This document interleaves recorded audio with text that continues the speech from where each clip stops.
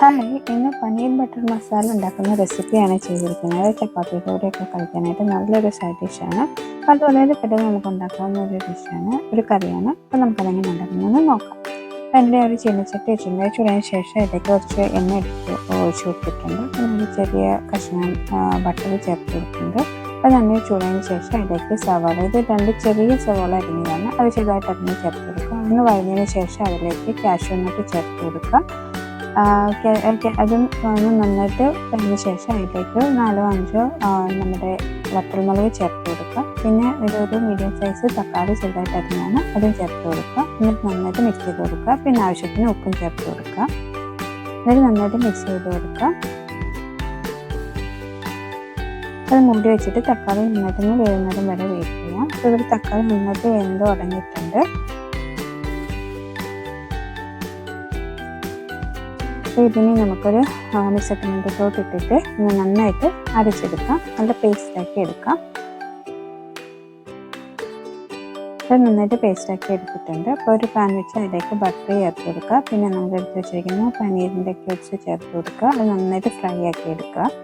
അത് ഫ്രൈ ചെയ്തതിന് ശേഷം അത് പാനിൽ നിന്നെടുത്ത് മാറ്റുക. ആ പാനിലോട്ട് തന്നെ കുറച്ച് ബട്ടർ ചേർത്ത് കൊടുത്തിട്ട് നമ്മൾ കാഷ്യൂ നട്ടും കുറച്ച് ഫ്രൈ ചെയ്തെടുക്കുന്നുണ്ട്.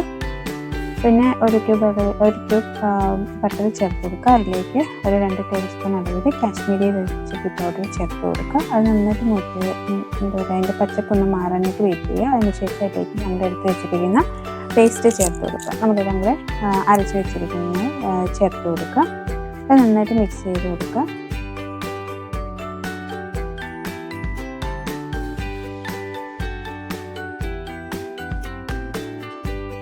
അതിലേക്ക് കൊറിയാണ്ടർ പേസ്റ്റ്, നമ്മുടെ മല്ലിയിലയും കുറച്ച് ഗരം മസാല, ഒരു 1/4 ടീസ്പൂൺ അളവിൽ ഗരം മസാല, പിന്നെ കുറച്ച് പാൽ ചേർത്ത് കൊടുക്കുന്നുണ്ട്, പിന്നെ ഫ്രഷ് മിൽക്ക്, പിന്നെ കുറച്ച് പഞ്ചസാര ചേർത്ത് കൊടുക്കുന്നുണ്ട്, പിന്നെ ആവശ്യത്തിന് വെള്ളം ചേർത്ത് കൊടുക്കുന്നുണ്ട്. എന്നിട്ട് നന്നായിട്ട് മിക്സ് ചെയ്ത് കൊടുക്കുക.